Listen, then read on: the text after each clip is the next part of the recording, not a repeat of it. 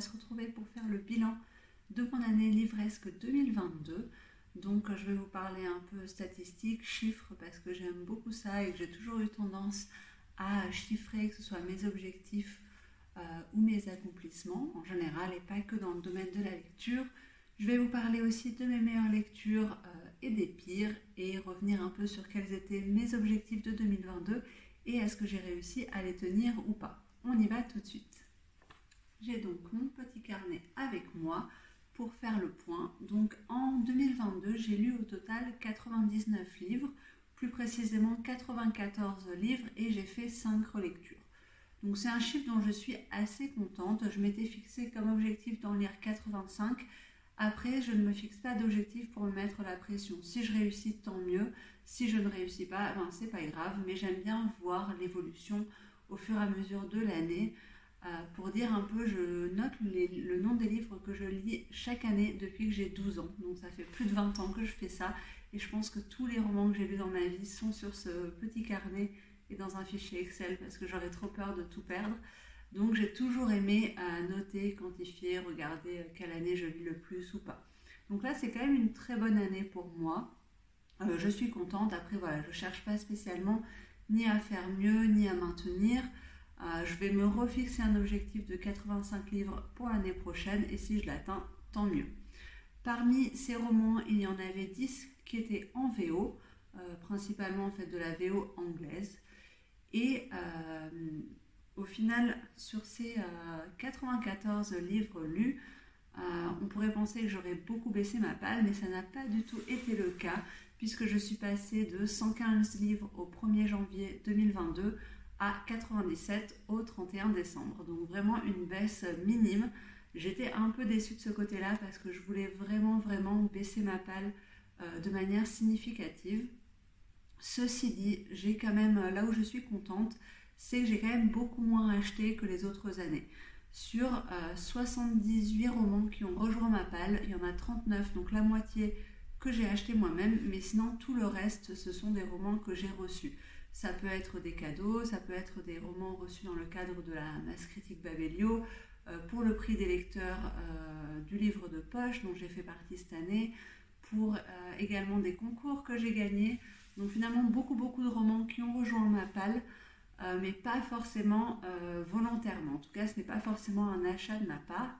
Donc je suis quand même assez contente de ce point de vue-là, même si j'aurais aimé que ça baisse un peu plus.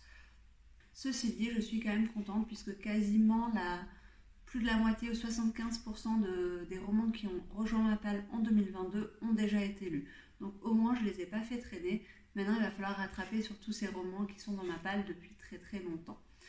Au niveau des auteurs lus, j'ai surtout lu des autrices. Je n'ai pas calculé le ratio, mais je pense qu'on est facilement dans du 80% d'autrices. C'est pas forcément un choix de ma part, mais je pense que ce sont peut-être les femmes qui écrivent des choses qui m'attirent le plus ou vers lesquelles je me tourne le plus facilement. J'ai pas lu énormément, j'ai lu beaucoup d'autrices différentes, donc pas beaucoup du même auteur à chaque fois. L'autrice que j'ai la plus lue, c'est Annabel Abbs, qui a écrit Frida, la fille de Joyce et Miss Eliza. Donc j'ai lu ces 3 romans parus en français cette année. Je les ai lus dans la catégorie, dans la maison d'édition Hervé Chopin, qui m'a d'ailleurs envoyé Miss Eliza en service presse et c'était mon premier vrai service presse, donc je les remercie encore. Mais sinon, la plupart des auteurs ou des autrices, je les ai lus 1 ou 2 fois au maximum. J'ai quand même découvert des nouveaux auteurs, je me suis retournée aussi vers d'anciens auteurs, donc de ce côté-là, c'était plutôt une bonne année. Je n'ai pas non plus fait de calcul sur les nationalités des auteurs, ce genre de choses. C'était peut-être un peu trop prenant pour moi, mais pourquoi pas le faire un peu l'année prochaine si je suis un peu mieux préparée pour cette vidéo. Ensuite, pour la maison d'édition que j'ai le plus lu, j'ai regardé un peu et c'est de loin le livre de poche. Ce qui peut se comprendre puisque déjà j'ai été jurée pour le prix des lecteurs du livre de poche, mais aussi parce que de manière générale c'est une maison d'édition que j'aime beaucoup. Les prix sont accessibles, les couvertures maintenant sont jolies, ils font un bon travail éditorial, ils sortent plein de choses qui m'intéressent. Donc une maison d'édition que j'ai tendance à beaucoup lire. Je vais revenir maintenant un peu sur mes résolutions de 2022 pour vous dire si je les ai tenues ou pas. Alors la première résolution c'était de diminuer ma palle et donc comme dit techniquement j'ai quand même diminué ma palle. Je suis contente même si je m'attendais à un peu mieux puisque j'avais noté que d'acheter moins de livres que je n'en lis. Donc ça a été le cas, mais je voulais que pour 5 livres lus, il n'y en ait que un qui rentre. Et là, clairement, ça n'a pas été le cas. Je voulais lire aussi 18 livres en langue étrangère. Et pareil, je n'en ai lu que 10. Donc ça, je suis un peu déçue parce que je ne l'ai pas pratiqué assez en langue étrangère. J'ai fait surtout de la VO en anglais, mais j'aurais aimé lire de nouveau en italien. Et ça n'a pas été le cas cette année. Donc ça va être un de mes objectifs pour l'année prochaine. Je voulais lire un peu plus de classiques et ça a été le cas. J'ai fait des belles lectures, j'ai relu Léo de Hurlevent, j'ai découvert Mary Barton d'Elisabeth Gaskell, Dracula, Passion et Repentir. Donc je suis assez contente et j'espère continuer sur ma lignée en 2023 et je voudrais découvrir beaucoup plus de classiques ou en tout cas les redécouvrir pour certains. Un autre objectif, c'était d'avancer dans toutes mes sagas en cours. Et là, ça n'a pas du tout été le cas puisque j'ai avancé dans énormément de sagas. Là, je vais vous faire aussi une vidéo où je reviendrai sur... je vais faire vraiment une vidéo saga, mes sagas en cours, mes objectifs, les sagas que je veux commencer. Et donc, bien que j'ai avancé d'au moins un tome dans la plupart de mes sagas, il y en a quand même certaines que j'ai laissées de côté parce qu'elles me tentent moins ou parce qu'il fallait acheter les romans et que sur le moment, j'avais d'abord envie de lire ce que j'avais dans ma palle. Donc mon objectif c'est voilà, de faire vraiment le point sur toutes ces sagas, celles que je veux continuer, celles que je veux arrêter et celles que je veux continuer, vraiment les continuer en 2023. Ensuite, je voulais, bon, ça c'est un objectif toujours lié à la palle, finir à l'année avec moins de 50 livres dans ma palle, on en est loin. Et sinon, je voulais poster plus de chroniques sur Instagram, c'est ce que j'ai fait, même si là en cette fin d'année je me suis un peu relâchée.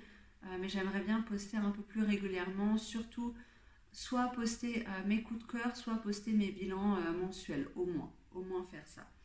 Et sinon, je voulais regarder un peu plus d'adaptations de livres, puisque finalement, je lis énormément de romans qui ont été adaptés ensuite. Et à une époque, j'adorais justement regarder les adaptations, comparer. Souvent, je préfère toujours le livre, mais j'aime beaucoup regarder les adaptations, et ça n'a pas été le cas ces dernières années. Cette année, j'ai considéré que c'était un objectif atteint puisque j'ai regardé plusieurs adaptations, mais c'était pas non plus énorme et j'aimerais faire beaucoup mieux. J'ai une grande liste d'adaptations de livres que je veux absolument voir et j'espère m'y atteler en 2023. Ça, c'était à peu près pour mes objectifs de 2022. Donc, comme on peut voir, c'était plutôt mitigé. J'ai pas vraiment tout atteint, mais bon, je ne me suis pas déçue non plus trop, puisque pour moi les objectifs, les nouvelles résolutions, c'est pas quelque chose qui me met la pression, c'est plutôt quelque chose qui m'aide à avoir une ligne directrice, à pouvoir refaire le point plusieurs fois au cours de l'année et me dire ok, là par exemple tu as acheté trop de livres, il faut que tu arrêtes, tu avais dit que tu voulais avancer dans tes sagas, tu n'as pas avancé, essaye de les lire, de lire ça plus tôt. Donc c'est vraiment pour moi des points directeurs. Et si je les accomplis, je suis très contente puisque j'aime rien autant que cocher un objectif accompli. Mais si ce n'est pas fait, c'est pas grave non plus. Voilà, ça c'était pour le bilan un peu général. Un petit point quand même sur YouTube puisque j'ai commencé les vidéos YouTube il y a à peu près 4 mois. Et à l'époque, je ne savais pas du tout si ça allait marcher ou pas, si j'allais m'y tenir, si ça allait me plaire. Et finalement, je me rends compte que j'aime beaucoup en faire. Alors le montage, je reconnais que je suis vraiment nulle et c'est vraiment quelque chose sur lequel je voudrais m'améliorer pour faire des vidéos beaucoup plus qualitatives au niveau de l'image, du son, de l'esthétique en général. J'ai plein d'idées aussi, donc il faut que je me fasse peut-être un planning un peu plus régulier de vidéos, peut-être en tourner plusieurs d'avance pour pouvoir les sortir plus régulièrement et pas de manière complètement anarchique comme c'est le cas en ce moment. Mais je suis quand même super contente de faire ces vidéos. Je me rends compte que ça me fait hyper plaisir de parler de romans à l'oral, de pouvoir développer un peu plus, même si parfois, comme la caméra, c'est encore quelque chose qui me stresse, j'ai tendance à avoir un vide dans ma tête et à oublier tout ce que je voulais dire. Mais c'est quand même une expérience qui me plaît beaucoup. Je me rends compte que ça m'aide aussi à avoir plus confiance en moi et quelque chose auquel je ne m'attendais pas, mais ça m'aide aussi vachement avec mon image de moi. Avant de me voir en vidéo, m'écouter, c'était vraiment quelque chose du domaine de la torture. Et maintenant, en fait, comme je fais le montage, je revérifie que je dis pas trop grosses bêtises ou qu'il n'y ait pas de bug. Je dois revivre la vidéo et je me rends compte que je m'aime bien de manière générale, où je suis plutôt satisfaite des fois de ma façon de parler ou d'apparaître, et sans vouloir être trop narcissique, hein, c'est pas non plus que je m'adore, mais je me rends compte que je m'apprécie, et je pense que c'est hyper important d'être en accord avec soi-même et d'être bienveillant avec soi-même. Donc de ce côté-là, c'était un avantage complètement inattendu, donc j'en suis très très contente. Je vais maintenant vous faire le point sur mes lectures top et flop, et on va commencer tout de suite par les flops.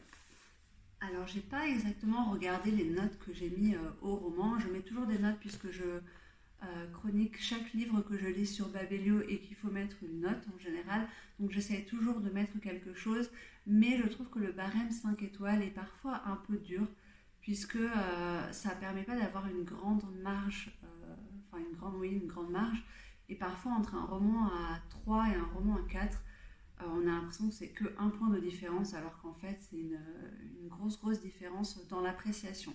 En tout cas, pour moi, à partir du moment où je note un roman 4 ou plus, c'est vraiment que j'ai adoré. J'ai pas la notion de coup de cœur comme certaines personnes qui considèrent que 5 étoiles et coup de cœur ne sont pas la même chose. J'ai pas vraiment réfléchi à ce questionnement-là, ça dépend vraiment. Donc à partir de 4, pour moi, c'est vraiment une excellente lecture. Et quand je vais vous parler de mes meilleures lectures de l'année dans pas longtemps, ça va être des romans que j'ai notés au moins 4. Ensuite, tout ce qui est en dessous de 3 et même 3 en général, c'est vraiment des romans, même on va dire en dessous de 3, ce sont des romans que je n'ai pas aimés. Et après de 3, 3,5, ça va être des lectures bof. Donc c'est des lectures où j'ai passé un bon moment, j'ai apprécié, mais ça n'a pas été un coup de cœur, ça n'a pas été des mauvaises lectures, mais ce ne sont pas non plus des lectures que j'ai adorées. J'ai juste passé un bon moment, mais c'est pas sûr que j'en retiendrai grand chose plus tard. Et donc finalement, ce genre de lecture, ça représente la majorité de mes lectures de l'année. Par contre, au niveau des flops, j'ai vraiment eu 3 gros flops qui sont pour moi des lectures que je considère nullissimes.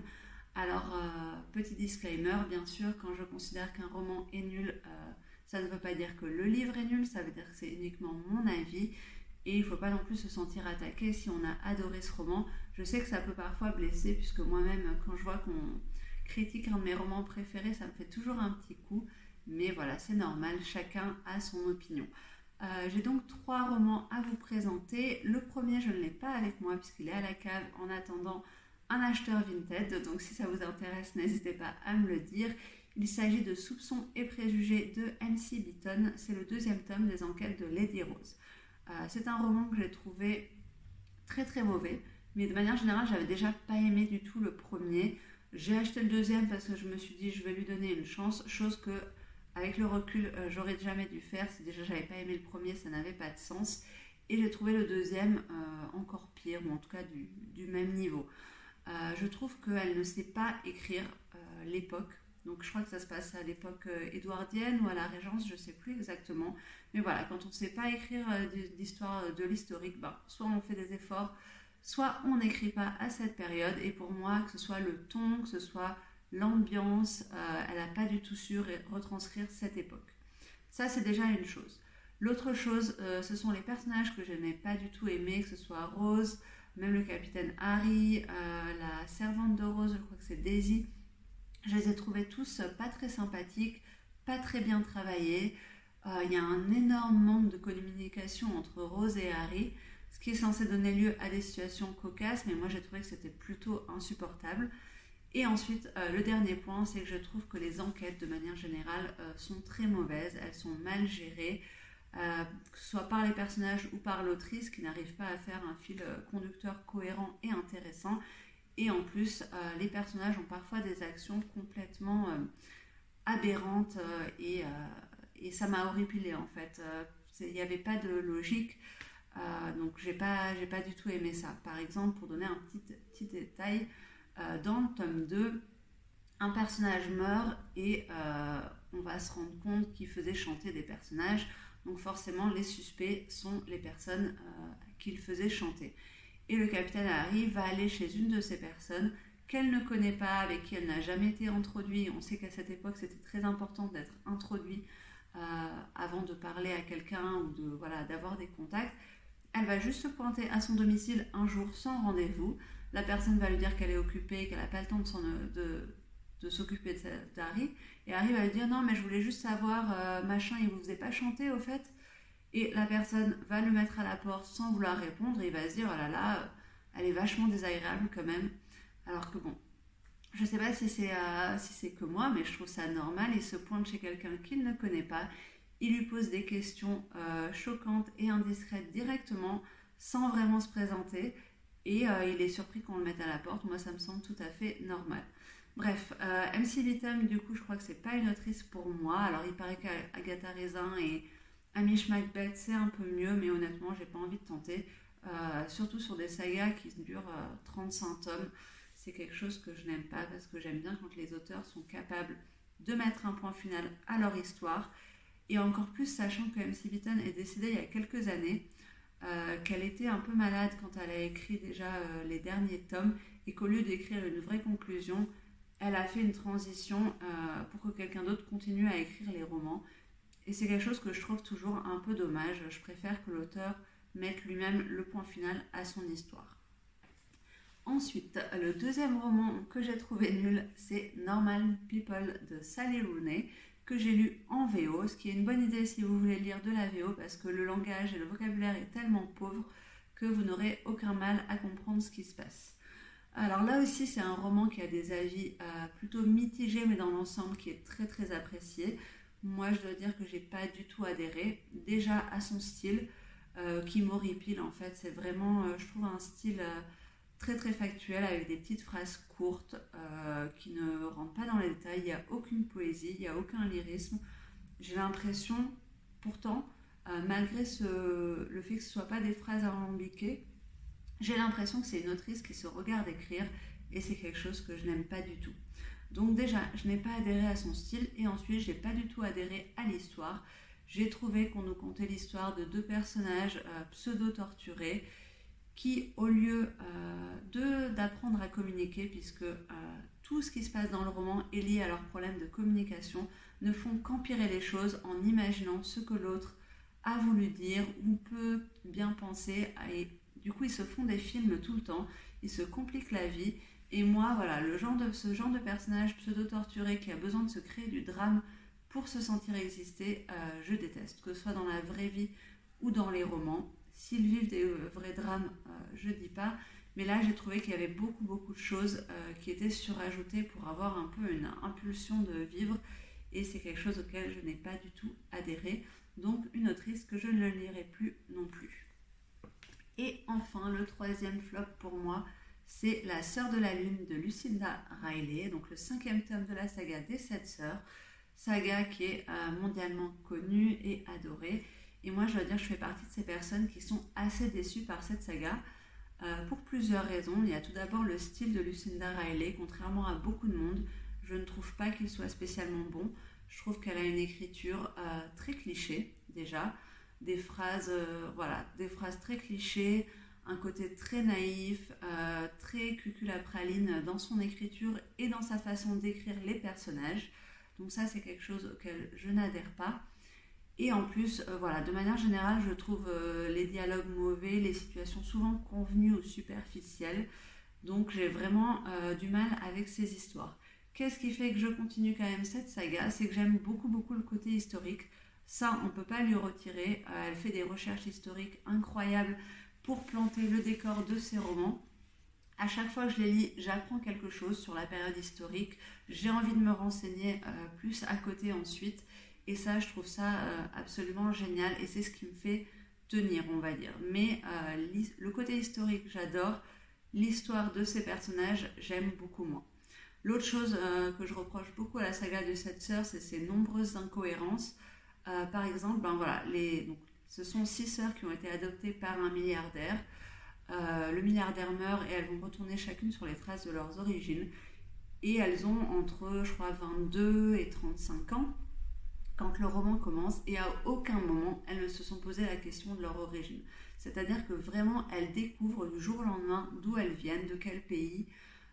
Et je trouve ça vraiment très très dur à imaginer, quoi, que un enfant adopté n'ait jamais envie de savoir d'où il vient. Pourquoi pas, ça peut arriver, mais que 6 enfants adoptés qui ont vécu ensemble, il n'y en ait pas une qui se soit posé la question à un moment donné, ça me semble pas très cohérent. Pareil, elles vont se rendre compte qu'elles n'ont aucune idée du métier de leur père. Donc à aucun moment de leur vie, ça ne leur est venu à l'idée de demander à leur père qu'est-ce qu'il fait dans la vie. Ce que je trouve assez improbable. On a tous dû remplir des fiches en début d'année quand on était au collège avec le métier des parents. Donc rien que pour ça, elles auraient dû à un moment donné avoir à se poser la question du métier de leur père en fait. Et ensuite, l'autre chose, c'est que je trouve que même si ce sont des sœurs, elles n'ont pas vraiment de chaleur entre elles. Chaque tome va suivre une sœur différente. Parfois, elles ont des interactions, mais les interactions restent quand même très très faibles. Et je ne les ai pas trouvées chaleureuses entre elles. J'ai pas trouvé on avait l'impression qu'il y avait énormément d'amour. C'est plus des copines, voire même des colocs qui auraient grandi ensemble. Mais j'ai pas retrouvé un côté familial soudé et fort. Et je trouve que c'est un peu dommage. Ceci dit, il me reste maintenant seulement 3 tomes. Donc bien sûr, je ne vais pas m'arrêter là.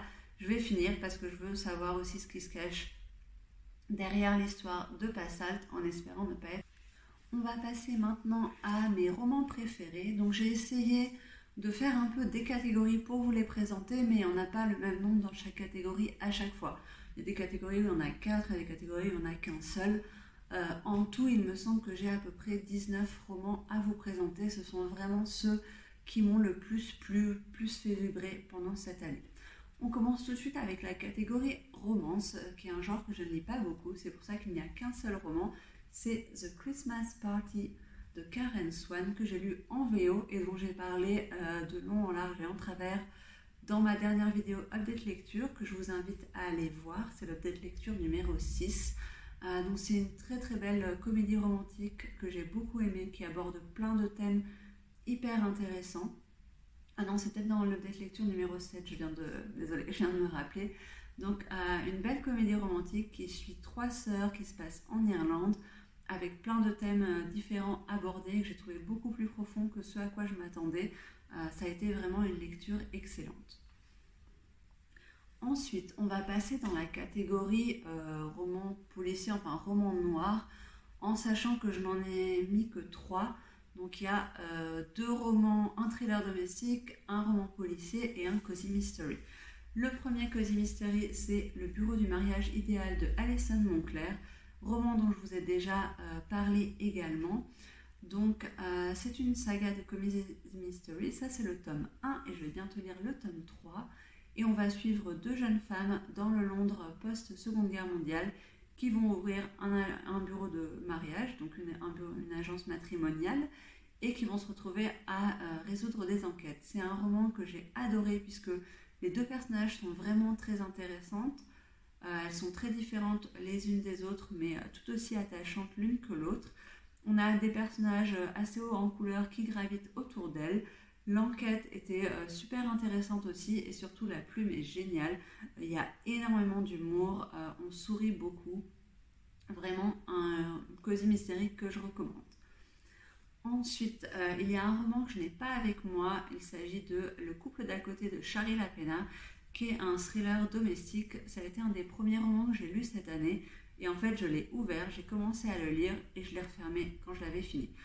Il fait à peu près 350 pages dans mon édition et vraiment, je ne pouvais pas m'arrêter avant de l'avoir fini. J'aurais été mal en fait si j'avais pas pu avoir le fin mot de l'histoire. J'étais complètement absorbée par cette histoire. Alors, après, je l'ai fait lire à une de mes meilleures amies, à ma mère, à ma grand-mère, et alors elles ont toutes eu gros doutes sur qui étaient les suspects, les suspects dès le début. Dès le début non, mais elles ont très très vite trouvé, alors que moi il m'a fallu quand même pas mal de temps durant ma lecture. Donc peut-être que c'est ça qui joue aussi. Comme j'ai déjà dit, je ne lis pas beaucoup de thrillers, ce qui fait que je suis très facilement impressionnée par ce qui est mis en place. Là c'est un thriller domestique où on va suivre un couple qui vient d'avoir un bébé qui vont aller dîner chez les voisins et comme la babysitter décommande, ils décident de laisser le bébé tout seul et d'aller faire des tours toutes les demi-heures, d'aller vérifier qu'elle va bien et bien sûr quand ils rentrent à la fin du dîner, l'enfant a disparu et on va suivre l'enquête. Donc un roman que j'ai trouvé haletant, hyper prenant, hyper intéressant et que je recommande. C'est vraiment un auteur ou une autrice, je ne sais pas exactement, que j'ai envie de lire de nouveau. Et ensuite, c'est Nos monstres de Angela Marsons, publié aux éditions Belfond. C'est le deuxième tome d'une saga qui va suivre l'inspectrice Kim Stones et ça se passe dans le Black Country. Black Country, c'est une région d'Angleterre très pauvre, je me demande si c'est pas une région minière, c'est pour ça que ça s'appelle comme ça. En tout cas, c'est une région très industrielle et on va suivre cette inspectrice qui est une dure à cuire, qui a vécu des choses horribles dans son enfance et on la suit dans des enquêtes. J'avais déjà beaucoup aimé le premier tome qui était Le pensionnat des innocentes et celui-là, je l'ai aussi adoré. Pareil, c'est le genre de roman que j'ai lu en moins de 24 heures parce que je ne pouvais plus le lâcher.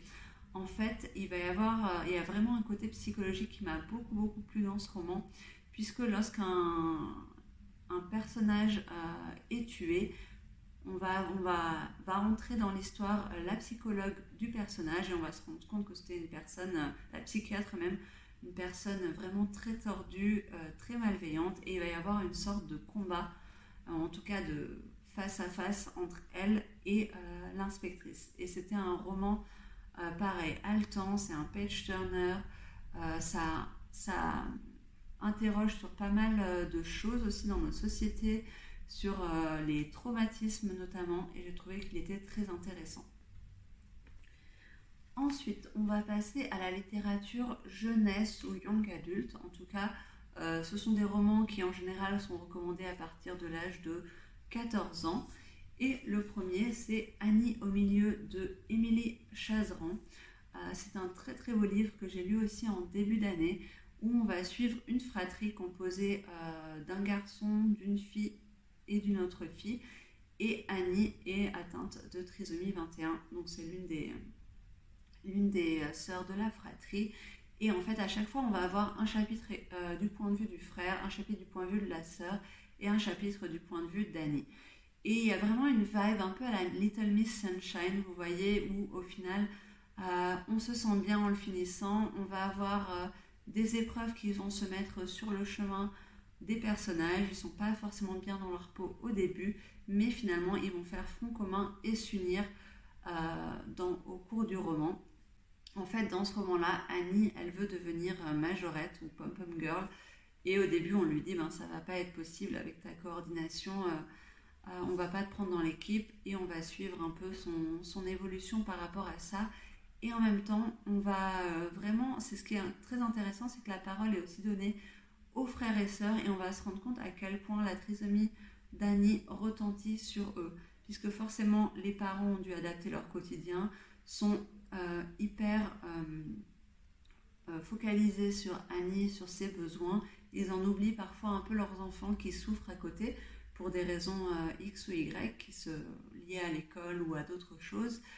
Et on va voir comment les enfants réagissent parce qu'ils adorent leur sœur, ça il n'y a pas de souci, mais des fois ils aimeraient qu'elle prenne moins de place en quelque sorte et pouvoir eux aussi s'exprimer. Et j'ai trouvé que la façon dont le roman était écrit était très touchant. C'était très délicat, très bien fait et ça permet vraiment d'avoir un œil nouveau sur le quotidien d'une famille où il y a une différence. Donc vraiment un roman que je recommande. Ensuite, le deuxième roman que j'ai mis dans la catégorie jeunesse, c'est Broadway Limited tome 3 de Malika Ferjouk, paru à l'école des loisirs. Je ne vous avais pas dit, mais celui d'avant, celui-ci c'était Sarbacane. Donc cette saga, je l'adore. Pour refaire un peu le point, c'est une saga en 3 tomes dans lequel on suit un jeune Français, Jocelyn Brouillard, qui va venir s'installer à New York. Au début, ça se passe en 1949 ou 48. Il va se retrouver dans une pension où il n'y a que des filles et on va suivre un peu sa vie là-bas, sa découverte de New York, de ce monde de paillettes. Et on va suivre aussi la vie des filles qui sont toutes des jeunes femmes qui veulent percer dans le show business. Donc il y a des danseuses, des chanteuses, des actrices et on va suivre leurs tourments, leurs amours, leur recherche de boulot. Et c'est vraiment un roman hyper intéressant avec un fil rouge sur l'une des jeunes filles que j'ai adorée. Vraiment, ça a été une histoire qui m'a passionnée tout au long des 3 tomes. Ce que j'ai adoré dans ce roman, donc en dehors du décor, de l'ambiance de New York des années 40-50, c'est que ça va aussi aborder des sujets pas plus intéressants, mais plus sérieux. Notamment, on va parler du début du macartisme, de la chasse aux sorcières, de la ségrégation raciale, des restes d'antisémitisme. Donc je trouve qu'elle a réussi à aborder tous ces sujets de manière fine parce que ça ne rend pas le roman plus triste ou plus plombant. Ça reste un roman très joyeux, très vif, comme Malika Ferjouk sait les faire.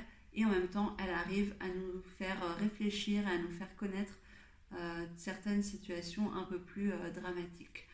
Ce que j'ai beaucoup aimé aussi, c'est si vous êtes familier de l'âge d'or hollywoodien, des films des années 40, 50, etc. Malika Ferjouk, elle a une culture cinématographique qui est énorme et on va avoir beaucoup de références au milieu du cinéma de l'époque et ça j'ai adoré. Moi même si je m'y connais pas beaucoup, j'adore les films de cette époque. À un moment donné, j'en regardais énormément et du coup j'ai été immergée complètement dans cette histoire. J'ai adoré ça. Et l'autre chose, bien sûr, c'est le style de Malika Ferjouk que j'adore. Elle a un style qui est très particulier, c'est assez difficile à décrire. C'est très vif, c'est très enlevé, c'est très joyeux. Il y a une impression de vitesse, de tourbillon. Elle a vraiment une façon d'écrire, de mettre des expressions dans la bouche de ses personnages qu'on n'a jamais vues ailleurs, mais qui font sens et que j'adore. Donc là, j'ai totalement retrouvé cet aspect-là. Je trouve qu'elle est à l'apogée de son écriture dans ce roman-là et j'ai vraiment hâte qu'elle écrive un nouveau roman avec une flopée de filles comme elle a su le faire dans cette saga ou dans 4 sœurs. Il reste encore énormément de livres à vous présenter, donc il faut peut-être que je me dépêche un peu. Et maintenant, je vais vous présenter la catégorie classique. Alors, dans la catégorie classique, j'ai mis L'amour dans un climat froid de Nancy Mitford, publié aux éditions 10-18, donc avec une très belle couverture. C'est le 2e tome d'un diptyque. Le premier tome, c'est La poursuite de l'amour. Et c'est un roman, La poursuite de l'amour, que j'avais lu il y a 14 ans en me disant j'ai hâte de lire la suite. Ça n'est jamais arrivé. Et donc cette année, j'ai relu La poursuite de l'amour et j'ai continué avec L'amour dans un climat froid. Dans les 2 romans, on va suivre la narratrice qui est Fanny.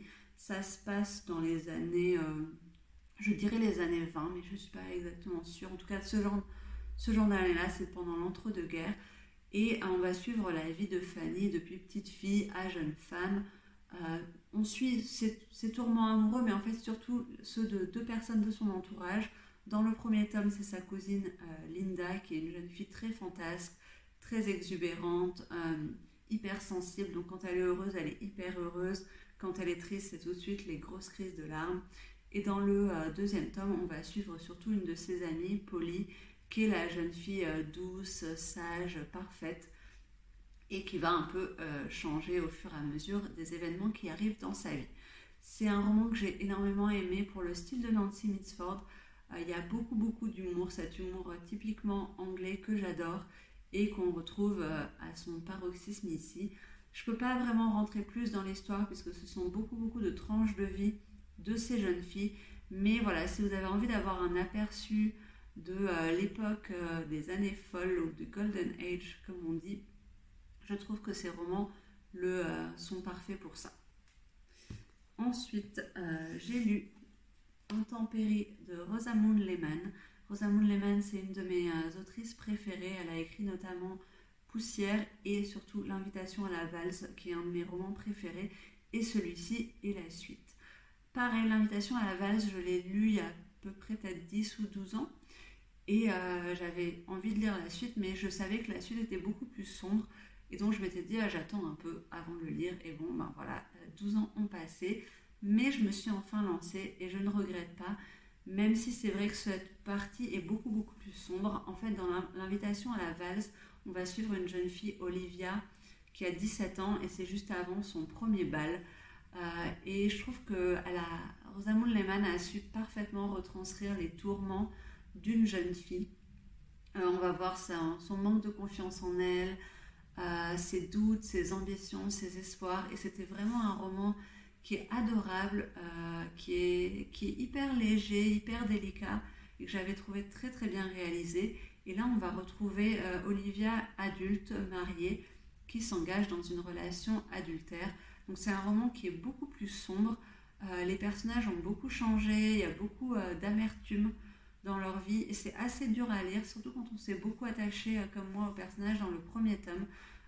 C'est vraiment un tournant à 360 qu'a pris, non, 180 qu'a pris l'autrice, mais je l'ai quand même beaucoup beaucoup aimé. Je trouve qu'il est très bien écrit et il aborde des sujets qui n'étaient pas abordés à l'époque. Notamment, il y a une scène qui décrit l'avortement clandestin d'Olivia, ce qui a forcément choqué pour l'époque puisqu'il me semble qu'il a été publié dans les années 50 ou 60. Enfin, le dernier classique dont je voulais parler, c'est Dracula de Bram Stoker dans la magnifique édition Tiber.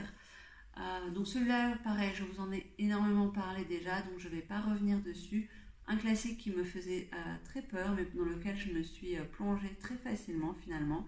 J'ai adoré le style épistolaire, j'ai adoré l'histoire, j'ai adoré le style d'écriture de l'auteur. Je regrette juste que les 100 dernières pages manquent de tonus et un peu freiné mon enthousiasme, mais ça reste vraiment une lecture excellente. Ensuite, ça va plus tenir là.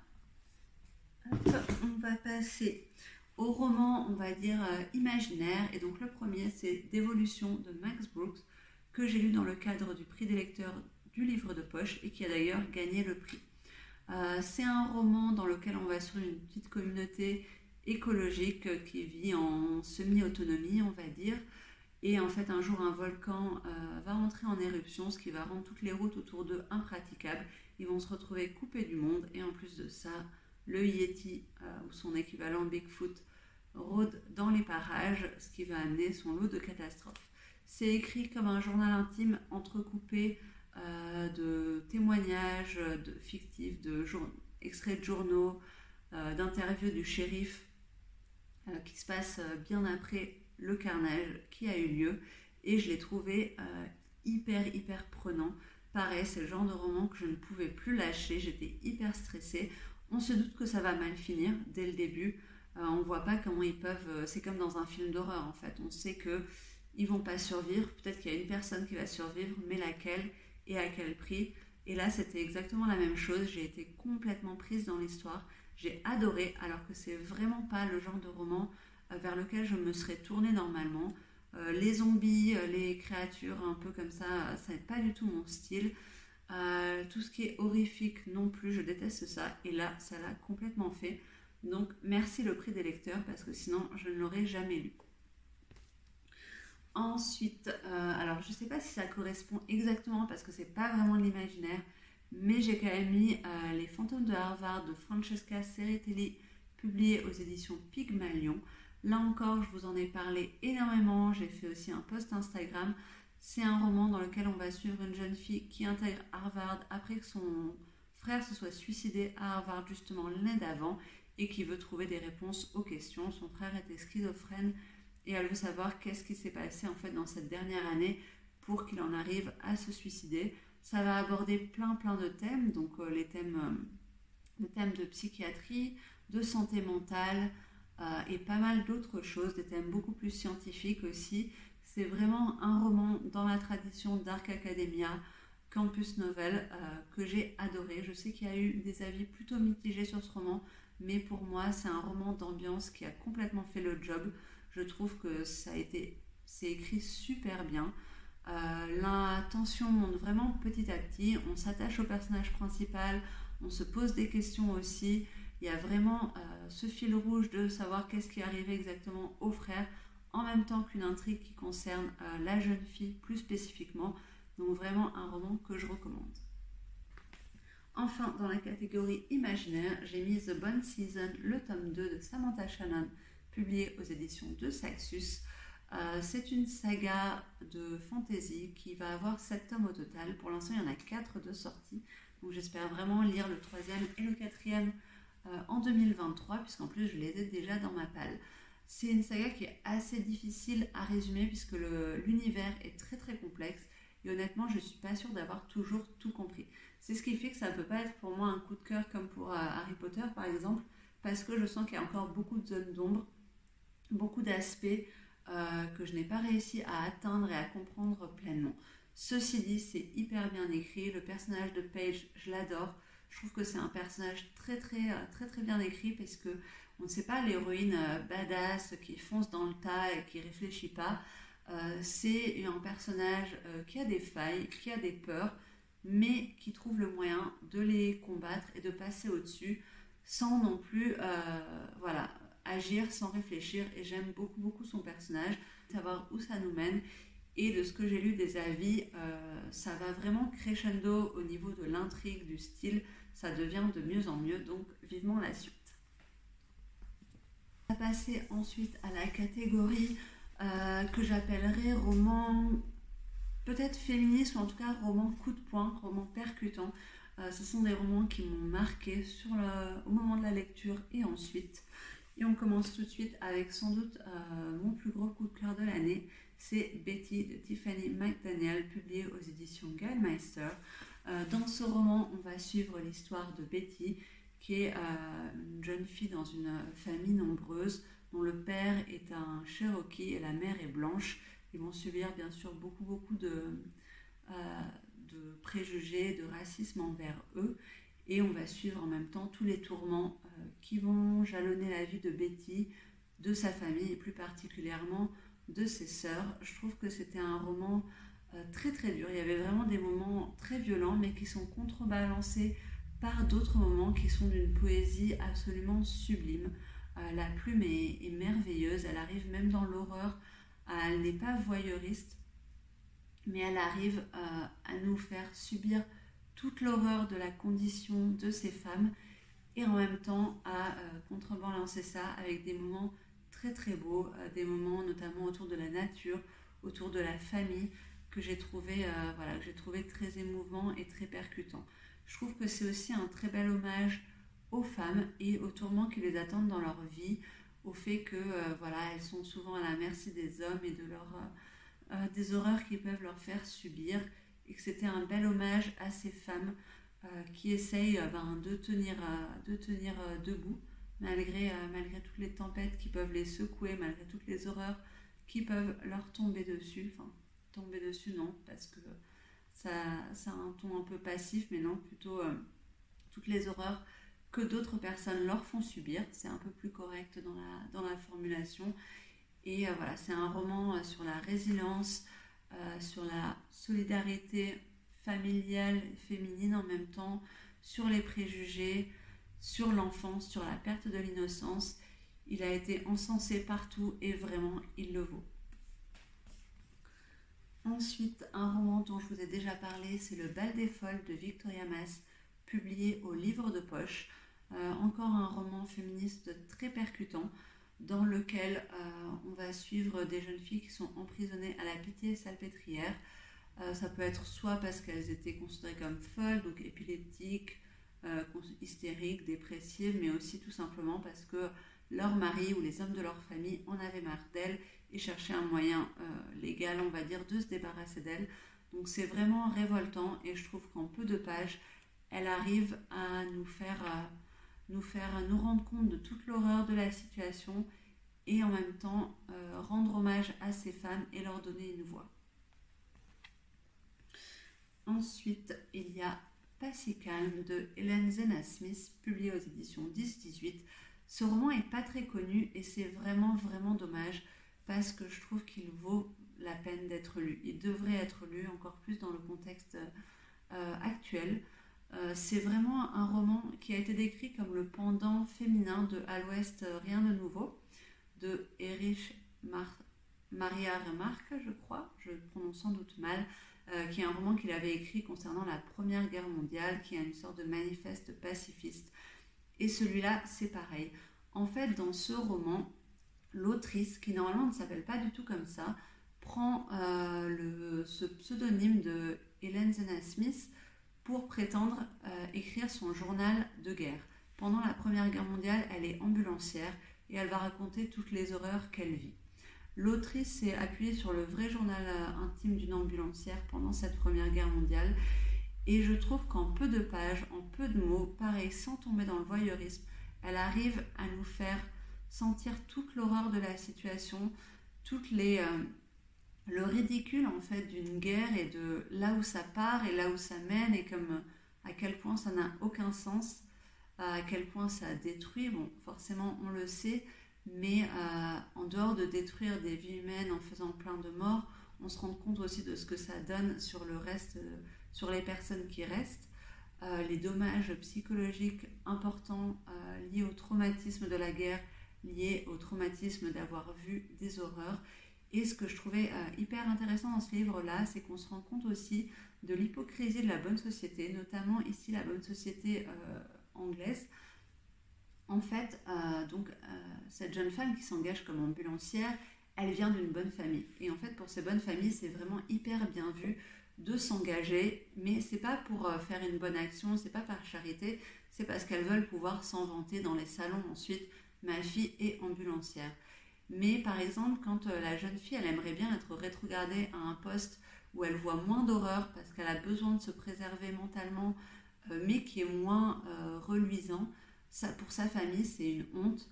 C'est vraiment comment tu peux faire ça, tu devrais avoir honte, tu devrais vouloir t'engager de manière plus importante, et ils ne se rendent pas du tout compte du traumatisme qu'elle subit, parce que tout ce qui compte pour eux, c'est de pouvoir se pavaner et se vanter de leur fille et de l'effort de guerre qui est fait grâce à eux.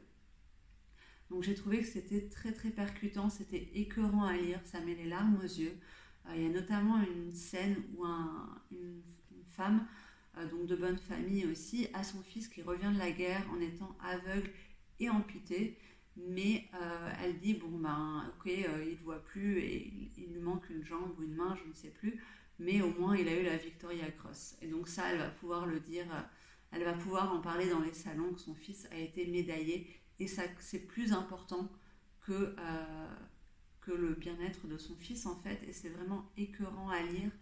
Mais c'est un roman très très très poignant, il est assez court, et c'est peut-être celui que je recommande le plus de toute mon année littéraire.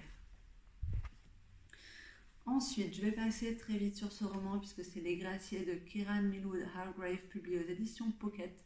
Je viens de faire un update lecture, cette fois-ci je crois que c'est l'update lecture numéro 6, où je parle, non, est-ce que c'est le 7 ? Je sais plus, je sais plus exactement, mais en tout cas j'en ai parlé récemment, et je vous invite du coup à voir ma vidéo dessus. Un roman encore très poignant où on se rend compte de ce qui arrive aux femmes qui rêvent un peu d'indépendance, malgré elles-mêmes des fois, puisque ici les femmes doivent devenir indépendantes puisqu'elles ont perdu tous les hommes de leur village norvégien lors d'une énorme tempête, alors qu'ils étaient partis pêcher, ils se sont tous noyés, et on va se rendre compte de ce que peut faire le fanatisme religieux et de manière générale les hommes qui cherchent à museler les femmes et à leur empêcher d'avoir trop de liberté de penser par elles-mêmes, parce que forcément ça met en péril leur position à eux. Donc vraiment un roman aussi très percutant, avec un côté assez poétique dans l'écriture, mais en même temps c'est assez âpre, assez brut, que je ne peux que vous recommander. Et enfin, le dernier roman dans cette catégorie, c'est pour moi Le Silence des Vaincus de Pat Barker, publié aux éditions Charleston.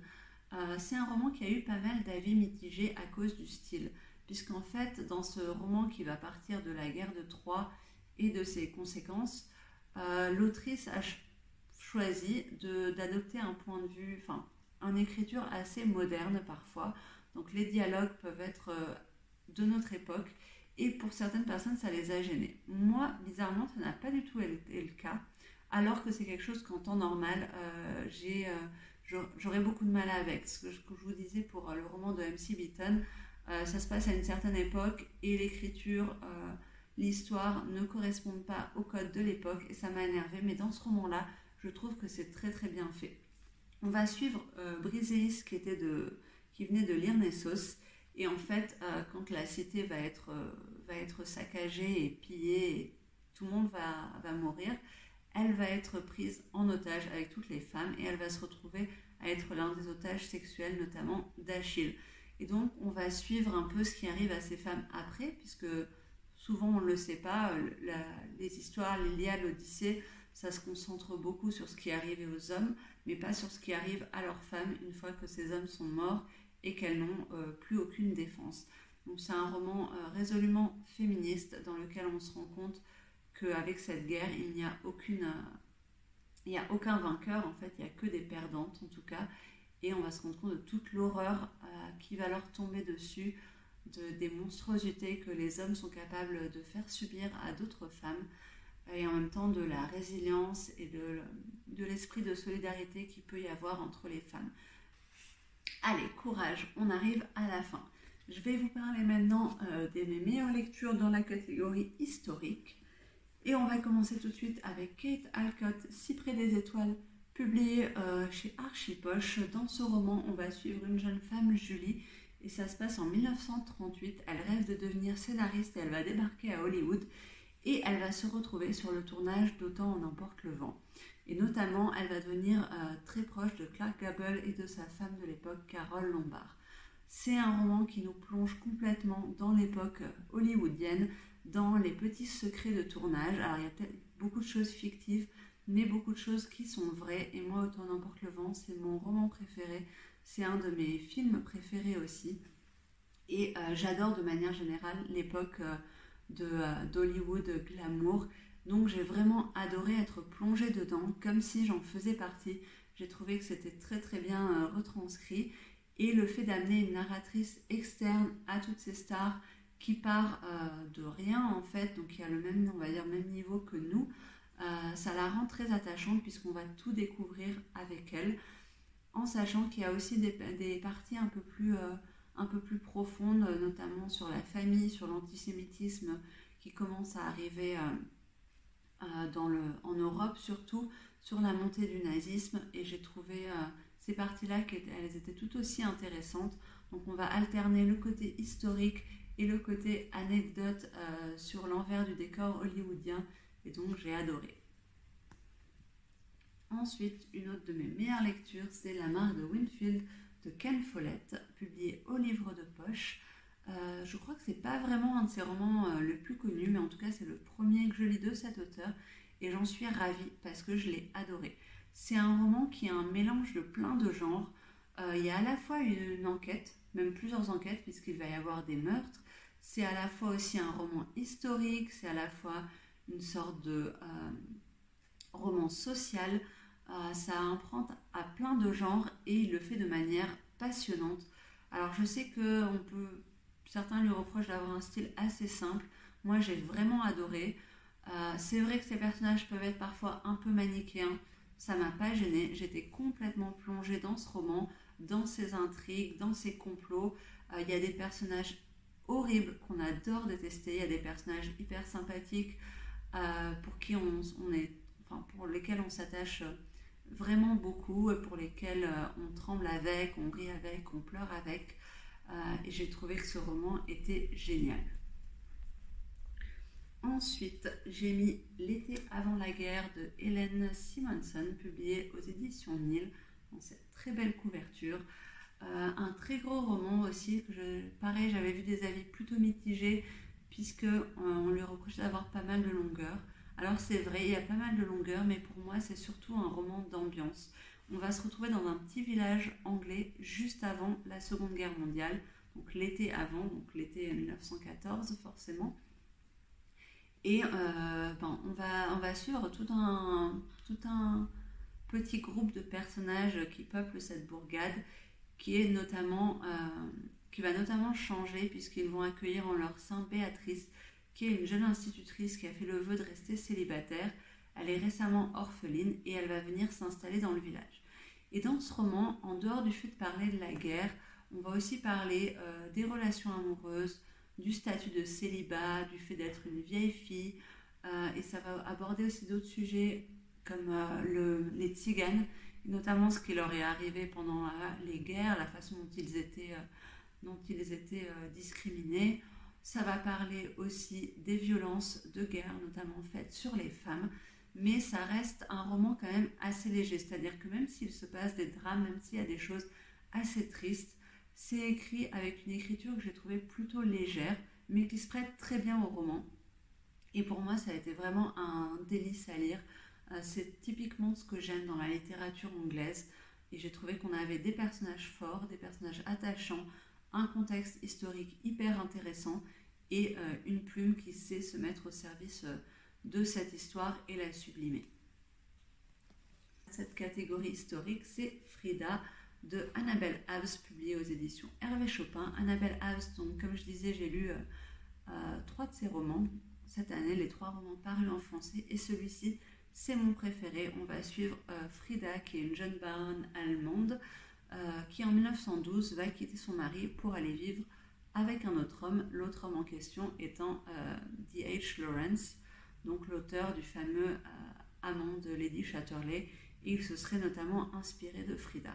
Donc on va suivre cette femme qui, à cette époque où la bonne société est encore très conservatrice, rêve d'autre chose, sent qu'elle a un besoin de liberté, qu'elle a un feu en elle et qu'elle ne veut pas se contenter d'être une mère de famille, d'une bonne épouse. Elle a envie de vivre quelque chose de plus palpitant dans sa vie et elle va faire ce choix de choisir voilà, sa vie de femme en premier, avec tous les drames qui vont arriver par derrière, puisque ça veut dire aussi renoncer à ses enfants. Et on va suivre notamment sa relation avec D.H. Lawrence, qui pour le coup est vraiment pas sympathique du coup, très narcissique, très égocentrique, et on va se rendre compte à quel point Frida a été sa muse et a fini par s'effacer et par